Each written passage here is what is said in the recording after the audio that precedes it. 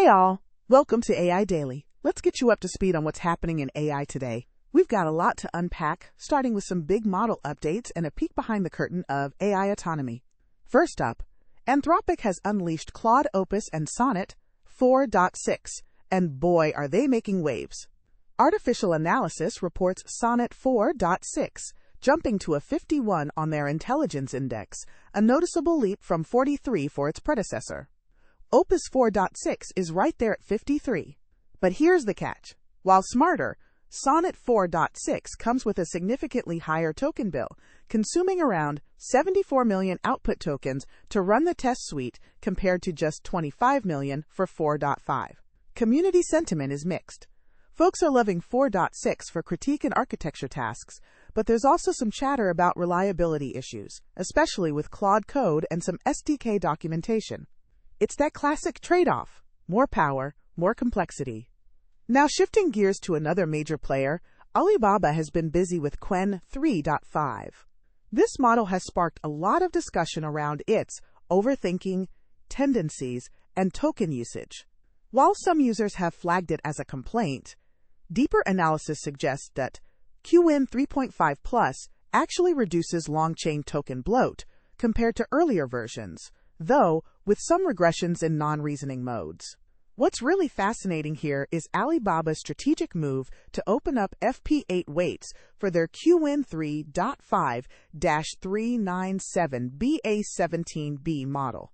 This is a clear signal that open weights plus immediate ecosystem bring-up is becoming the new table stakes for competitive open-source releases, with SG-Lang support already merged and VLLM integration on the horizon.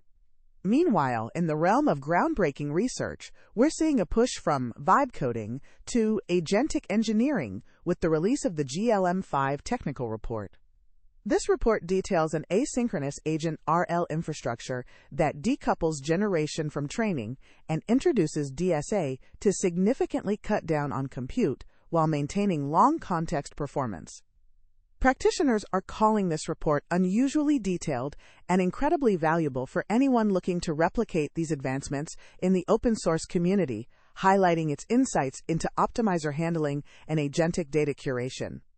This is a big deal for how future AI systems might be built and trained.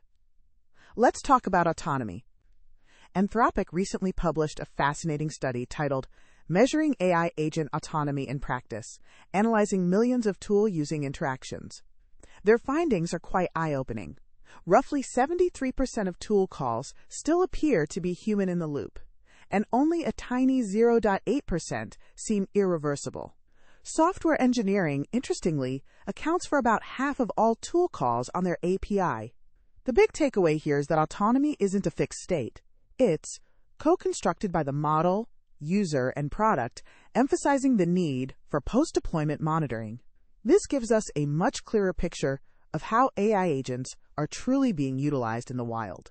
And finally, we're hearing whispers and seeing some early testing anecdotes about Google's Gemini 3.1 Pro. The buzz suggests it's running substantially longer, thinking, traces than its predecessor Gemini 3 Pro, and might be closing the gap with powerhouses like Opus and GPT. Of course, there's always a healthy dose of skepticism about benchmark trustworthiness, and some early failures on adversarial cases have been noted. But this is definitely a development to keep a close eye on, as it could signal a significant competitive shift in the frontier model landscape. And that's a wrap on today's AI headlines. Until next time.